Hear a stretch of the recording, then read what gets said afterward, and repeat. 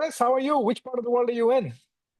Hey, so I'm actually in Huanchaco, Peru right now. It's a little coastal town on the In coast of Peru. Peru. Yes, sir. Yes, Oh sir. my God. Tell me more about it. How did you end up there? So I like to travel around a lot. We work as a remote agency at my job, and so I like to take advantage of that when I can. Very nice. How long have you been in Peru and how long do you plan to be there? I've been here about 2 months in different cities. I'm leaving in 1 week. And how has it been so far? Tell me about it. The fact that you're out in Peru, but you live in the United States, don't you? Yeah, yeah, yeah. I live in Memphis, Tennessee. But yeah, I've been in so I was in a city called Arequipa, really interesting, really cold, really high altitude. It's like I think what is it? 8,000 feet, I believe, high. So very high altitude. Lots of volcanoes around. There's a really cool canyon nearby. It was neat. Then I spent a week in Lima. Lima, Peru is a great place, really beautiful, cliffs, ocean, all of that. And then Huanchaco here is more of a kind of laid back surf town type of place. It's the off season, so it's not exactly surfing weather, but yeah, I chose to come here for a more laid back place, kind of be able to grind out some work. Very nice, man. That's very, very cool. I'm so happy for you. And have you been to the Machu Picchu or is that not on this trip? No, I wanted to. I wanted to. So I'm here with my girlfriend right now, and we really wanted to go. We were going to go to Cusco, which is near Machu Picchu, Hmm. but just ended up not having time to go. So I need to be back in the U.S. for a wedding next month, and we just Next didn't have time, perhaps. time, unfortunately. Yeah, yeah, for sure, for sure. I've always wanted to go. Awesome. Okay, so before we get started, talk me through your career arc. I know you've been in performance marketing, you've done a lot of different things within performance marketing, you've been in the agency side. Walk us through your career arc, less about here's what I'm doing, here's what I did, more about how did you get to where you got to? Yeah, so it's strange story, I suppose. I'll try to keep it concise. So. Before I got into digital marketing, originally I went to college. I was pre-med biology, and so nothing marketing related. I ended up having to leave because my older brother had a medical condition, and so ended up going back home to help out. And I ended up getting a job at a factory, at an insulation factory, and so that was basically shoveling rocks all day outside on the yard of Wow. the plant. So shoveling rocks outside, unloading chemical tankers, crawling through industrial bins, and grinding them out, things like that. So that's what I was doing for about 2.5 years, and then one day I just decided, this isn't what I want to do forever.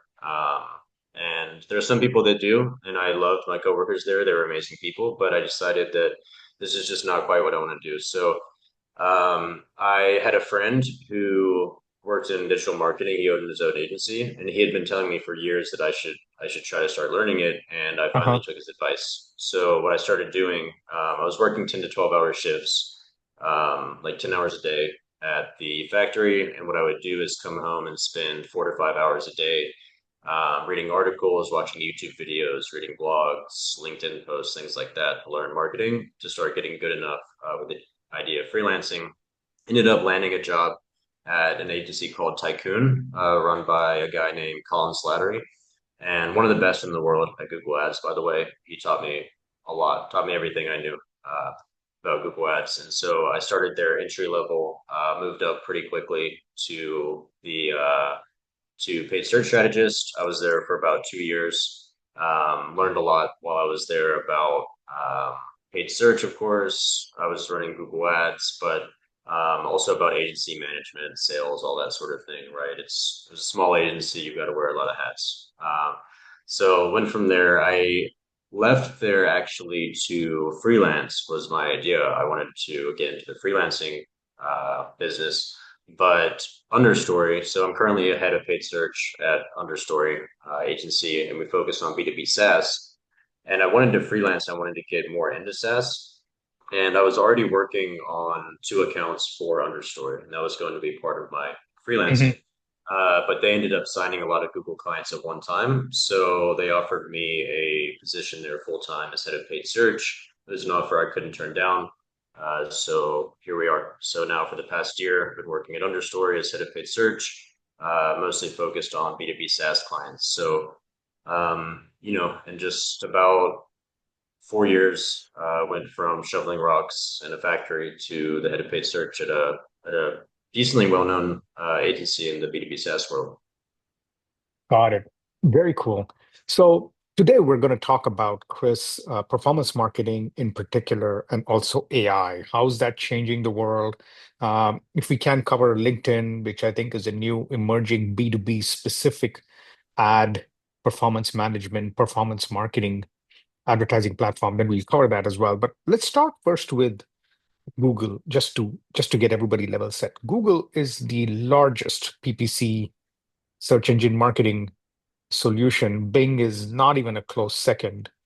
Uh, but now AI overviews have started to take over the Google search page, which means that after the overview, you just get ads, 3 to 5, sometimes more ads. And then after that, most of the time below the fold is where you see even any organic content, so to speak, because it's AEO, then it's ads, and then it's gone. Walk me through what has AI changed from a performance marketing standpoint, not so much from a search engine results page standpoint. What are the things that you are starting to see different about Google and the ad performance, ad costs, ad management, whether it's more complex, less complex now that AI is here? So from performance marketing specifically, and I think this is very different for SEO, but for performance marketing paid Google ads, I would say not a lot has changed yet because they are beginning to show ads in the AI overviews. That's only if you're running broad match or their new AI Max campaign type. But for costs, we haven't really seen that much of a decrease in clicks to ads. We haven't really seen that much of a decrease in impressions, which I think is what a lot of people are expecting. We have in some verticals, and my theory on that is that for verticals where someone might be searching for something more informational first in part of their buying process, it's more likely that they're going to interact with the AI overview and not the ad. So I believe verticals like that, such as I can't think of a good example right now, but anything where someone is going to have to do a lot of research first, I think the Mhm. AI overview and AI mode will have more of an effect, a negative effect on the paid ads, because they're more likely to just read that AI overview and then go with whatever's on that. But for things where people are directly looking to buy, and when they're later in the research stage, so they're looking more of just like for branded search, of course. So if they're searching for a brand, they already know what they want. They're more likely to click the ad or click the website. And then for ones where it's just really high intent searches, like let's say best best revenue platform for B2B companies. Yeah. Like I think it's less likely that they might read the error review, but they're looking for a solution right now. And so they're going to click the ad much more often. In those verticals, we haven't really seen a huge decrease in clicks or in impressions. Tell me about the production and the development of the ads themselves. Previously, if I remember from about a couple of years ago, my agency and the guy that used to run it, he would have a spreadsheet with all the keywords, with all the ads, the copy, the page that they wanted to be able to have it land into, the landing page. And he had to keep on managing that.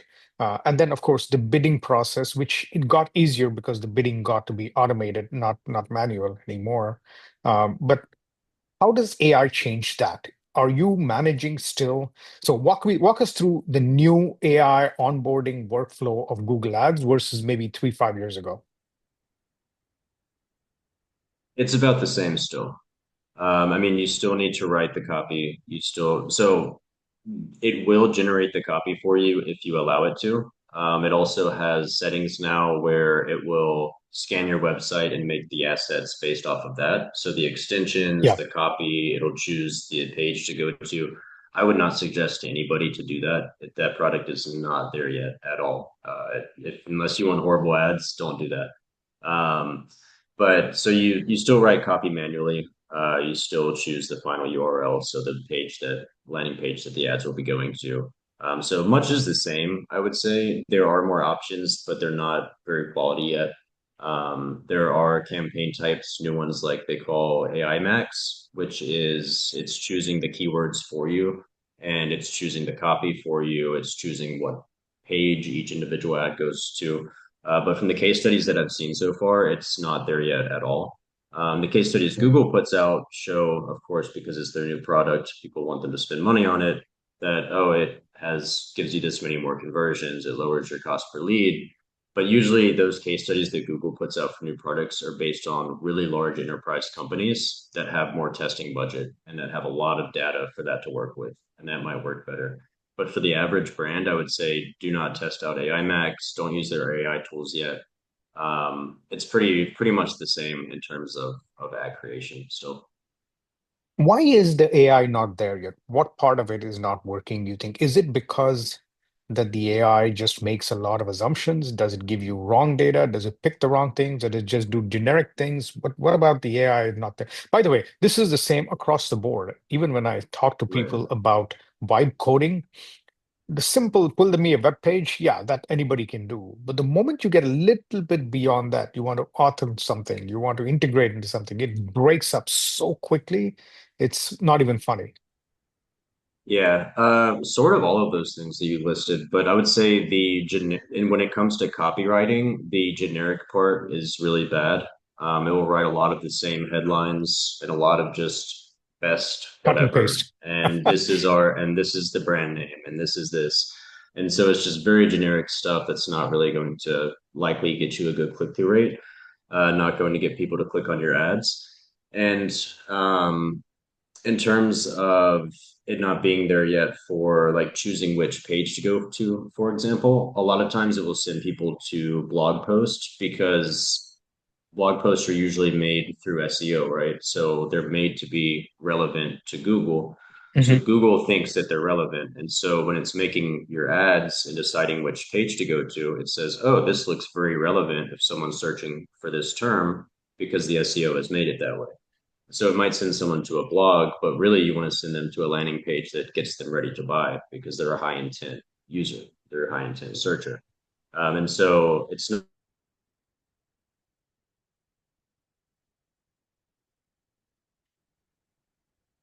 automatically, it's really bad for brand protection. It might write things that, and there's no good way to, like, you can't put in, don't use this word, don't use this word.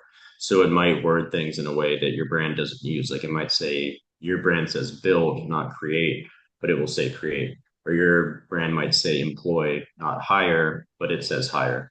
And so it creates things, it creates issues with brand. It might even include competitor names that goes against policy. There's all kinds of things that it can do that it's just it can't be trusted, I would say.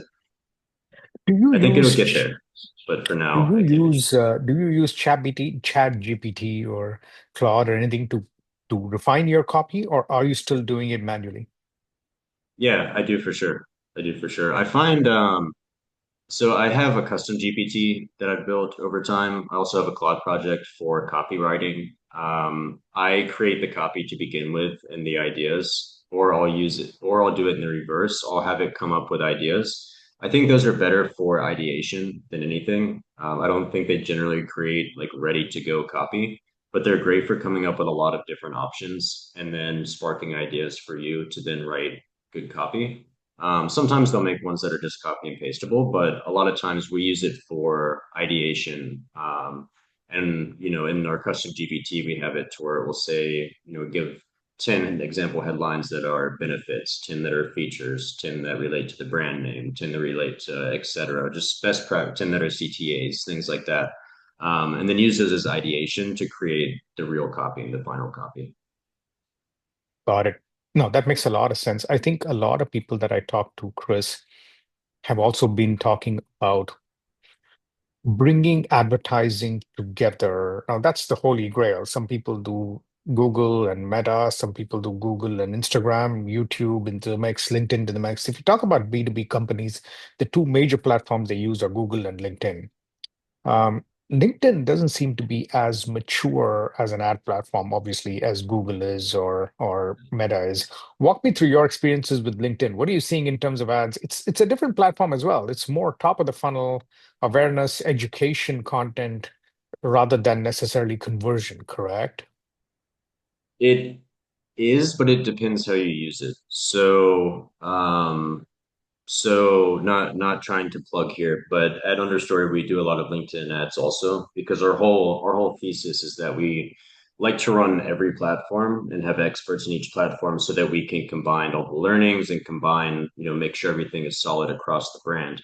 The reason I'm saying that is because like for LinkedIn, for example, we can upload lists of people that have clicked Google ads and then show them very specific remarketing. So if you're using remarketing, it can actually be very good for lead generation. It is good for brand awareness as well and for getting people into your funnel and for top of funnel.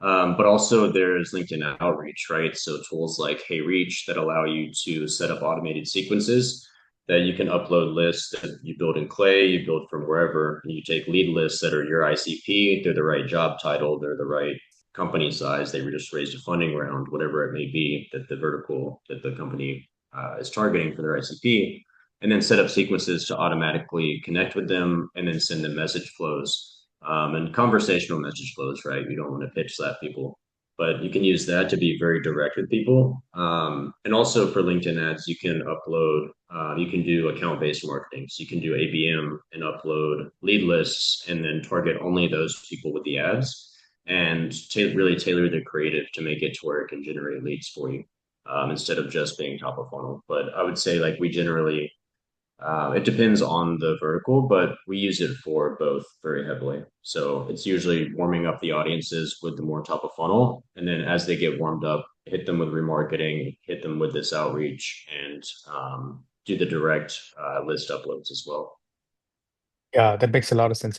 Walk me through then the AI impact on analytics and reporting. I know a lot of agencies use solutions like Supermetrics and other solutions to be able to bring all the data into one place to be able to report.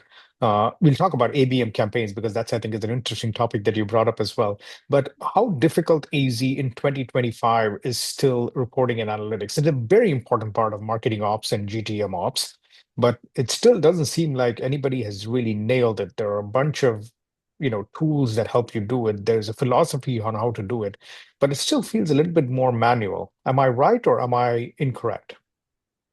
I would say it's still pretty manual right now, but there are a lot of companies that are getting it down more and more. So like something that I've been testing out recently is so ChatGPT 5 just came out, right? And their agent mode came out recently. And so something that I've been testing out is having agent mode do the analysis for you and you write a prompt for it and give it context based on your SOPs, based on your knowledge and have it go through specific things, and then agent mode will do the analysis for you.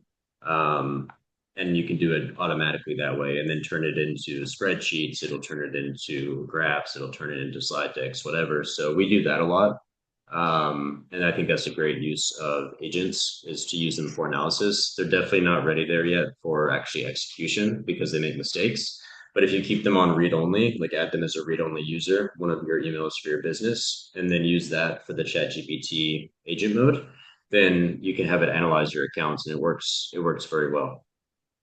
Are customers concerned about privacy issues or sharing data with GPT and things of that nature, or it's still too early for that? Yeah, I would say it's something you definitely need to discuss with the client first, for moral and possibly legal reasons. It's always good to discuss because ChatGPT does say that they do not use any of your teams, any of your inputs for training, and that Mhm. includes agent mode. And so that is in their terms of service, but of course, clients will still be worried about it. So it's best to go over it with them first of what you plan to do. Yeah, no, I absolutely agree with that. Tell me a little bit about now ABM. It's such a I don't want to poison your head, but I've heard so many things about it, good, bad, and otherwise. What do your clients do with ABM? What are some of the things they've done so far? What are things that you guys recommend with an ABM platform? Obviously, we've had companies like Sixth Sense and um, demand base, and quite a few others as well, right? Have you had experiences with those? Are clients saying good things? Are they happy with them? Are they unhappy? Where's that going? Um, I would say they're happy with them for the most part. So like uploading these lead lists and ABM I think is easier than ever because of tools like Clay, where you can like consolidate all of these different tools that find all of this different data about people into one platform. And so like we use Clay all the time. We're a Clay enterprise partner. I don't do it personally. I'm not on the GTM engineering side of things, but I hear about Clay 30 times a day. And so it makes ABM way easier, whether you use Clay or another tool. There are a lot of other tools out there as well, Yeah, but it makes it easier because you can make your lead list much more defined and you can make it and you can know so much more about these people. So you can tailor your messaging much more specifically based on like, did they just raise a funding round? Were they just hired? What ARR is their company? Like what kind of announcements have their company had recently? Things like that. So you can tailor your timing of messaging, you can tailor your ad creative, your copy, and all of that much better nowadays. Um, and then also with ABM, you can do things like, as I said, with the LinkedIn outreach for the messaging.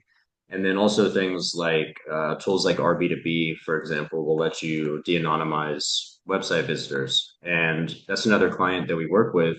But what it lets you do is when someone visits your website, whether they convert or not, it will show you their information. So it'll show you their LinkedIn profile, their email, and all of that. And then you can use that for other platforms for ABM. So you can upload those lists of people that haven't converted to LinkedIn and give them remarketing. And you already know what pages they went to. So you know what kind of services, what kind of offer features they're interested in, and you can tailor your creative and copy to that. And same thing with uploading it to Google, same thing with uploading it to like cold email outreach. So there's just a lot. I think ABM is getting much better, and then tools like Hockey Stack now allow you to, and this helps the sales team a lot as well, of just asking it questions about like where is this deal, where is like how should I target this person, when should I email this person, things like that. So there's a lot of tools out there now that I think ABM has gotten much better. And our clients certainly see a lot of success with ABM, and I've heard across the industry that's true for most. yeah, yeah. Now, let me ask you this question about ABM from the standpoint of um, working ABM campaigns through LinkedIn and with Google. So let's assume I have an account list. Typically, ABM accounts is where they start with, then they create an ICP. I have a list of accounts. What do you recommend next? Typically, what people want to do is they want to say, who are the people within these accounts we want to target? So let's say we get a persona. Now, of course, with complex products, it typically tends not to be one person. It might be three, four, five people that you're to target: CFO, the buyer, executive champion, the buyer, et cetera, et cetera, et cetera. Now, when you take that list, you've got a list of accounts. Now you create with Play or any other enrichment solution. Now you have a list of people. Do you then focus their efforts to be able to target them on Google by keywords and Google by YouTube and LinkedIn, or what's your recommended approach? So yeah, so for first of all, since yeah, definitely, especially in bigger companies, there are a lot of decision makers. So you can use tools like Clay to uncover who those other decision makers are based on like the first person that you found or the website visitor, and then find the other decision makers from lookalike lists. So you can find all of them, but typically for Google, it's much more difficult because Google requires for list uploads of users, it requires you to have the Google Click ID, which means they have to have clicked a Google ad. So you can't upload that unless that de-anonymized visitor came through a Google ad. So you can't just do all of your website visitors, which is not the case for LinkedIn. And so for LinkedIn, usually, and so yeah, what we'll do with that data is if it can help inform on keyword strategy and tell us like, oh, it's this type of person, this is the ICP that's actually converting through ABM, then we should use these types of keywords more because this type of ICP, this type of job title is more likely to search this. For LinkedIn, we can upload the lists, we can tailor the creative more to them. And then for cold email, of course, we can tailor the creative and the copy better and kind of alter how we test campaigns based on the job titles that are coming in.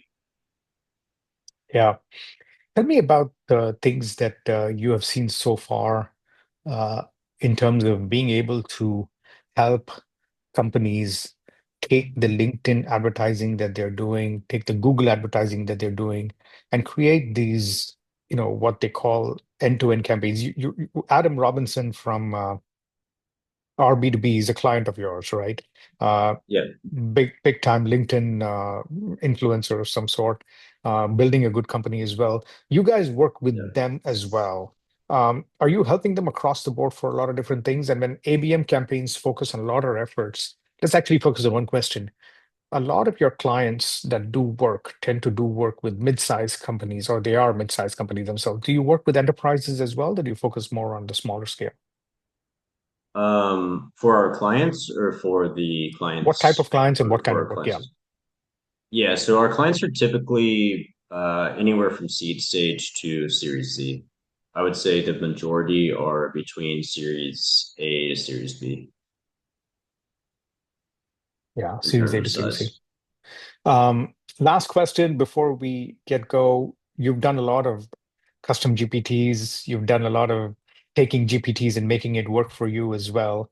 If someone were to be in marketing and as a performance marketer, part of the demand generation team, um, trying to up level their AI game, up level their GPT game, two tips or ideas that you would start if you were in their shoes. Start making custom GPTs, start making cloud projects, and figure out how to make them work. And that's going to teach you a lot about prompting. It's going to teach you a lot about AI and how it works, how it hallucinates, how to make it not hallucinate. And the way I would suggest to come up with ideas for ones to make is any problem that you have, anything you do that you do repetitively, something that you do every day, think about how you can automate it and then try to Mhm. make a custom GPT for it.